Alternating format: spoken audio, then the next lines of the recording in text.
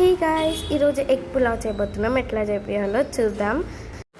ఇప్పుడు ఒక గిన్నెలో కొంచెం ఆయిల్ తీసుకున్న తర్వాత బిర్యానీ ఆకులో ఉన్న అన్ని మసాలాస్ అయితే వేసుకొని ఫ్రై చేసుకోవాలన్నమాట.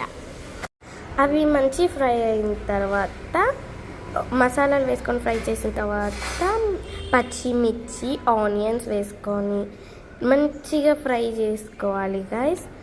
ఓకే, నీట్గా ఫ్రై చేసుకున్న తర్వాత అదే గిన్నెలో టమాటా అయితే వేసేసుకొని మంచిగా ఫ్రై చేసుకోండి అనమాట. ఇలా కలుపుకున్న తర్వాత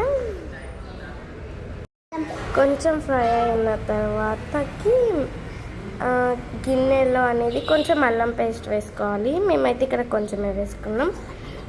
ఓకే, హోమ్ మేడ్ అల్లం పేస్ట్ అది వేసుకొని మంచిగా డీప్గా ఫ్రై చేసుకోవాలి. ఆనియన్స్ అంతా కొంచెం లైట్ బ్రౌన్ వచ్చే వరకు.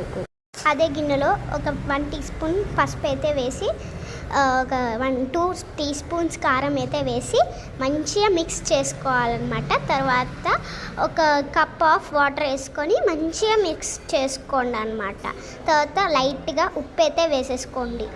తర్వాత ఇప్పుడు బియ్యంని ముందే కడిగి పెట్టుకున్నవి అందులో వేసిన తర్వాత అన్నీ మొత్తం అయితే నేను కొంచెమే క్వాంటిటీ బియ్యం వేసుకున్నాను. మీరు ఎంతమంది ఉంటే అంత బియ్యం వేసుకోండి. అలా వేసుకున్న తర్వాతకి అట్లా ఉంచేయాలి. తర్వాత మంచిగా వేసుకున్న తర్వాత మిక్స్ చేసుకోవాలన్నమాట. మిక్స్ చేసుకొని నాకు సరిపోలేదు, అందుకని ఇంకో గ్లాస్ ఆఫ్ వాటర్ అయితే వేసుకుంటున్నాను. తర్వాత లైట్గా గరం మసాలా అయితే వేసేసుకున్నాము. హోమ్ మేడ్ గరం మసాలా అయితే వేసేసుకొని మిక్స్ చేసుకోవాలన్నమాట మంచిగా. తర్వాత లైట్గా కొత్తిమీర వేసేసి తర్వాత అది మూత పెట్టేసేయాలన్నమాట. తర్వాత మధ్యలో అలాగ తీసి పెరుగేయాలి. మేము పెరుగేయడం మర్చిపోయినాం. నెక్స్ట్ ఎగ్ ఆల్రెడీ ఫ్రై చేసుకున్నది, ఆనియన్స్ అదంతా కుక్ అయిపోయిన తర్వాత ఎగ్ అందులో వేసి ఇంకా మనం ఫ్రై చేసుకున్న ఆనియన్స్ వేసేసి నీట్గా చూపించినట్టు మళ్ళీ మూత పెట్టేసి ఆ ఎగ్ వేసేసుకున్న తర్వాత ఫ్రైడ్ ఆనియన్స్ అయితే వేసేసుకొని నేను ఇందాకనే ఫ్రైడ్ వేసేసుకున్నాను. మీరు చేసుకోవాలంటే చేసేసుకుంది.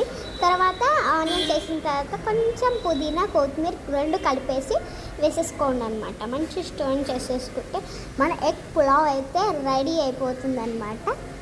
మంచిగా ఎగ్స్ని దూరం చేసేసి మూత పెట్టేసేయాలి. మూత పెట్టిన తర్వాత 10 minutesలో మన ఎగ్ పులావ్ అయితే మంచిగా రెడీ అయిపోతుంది.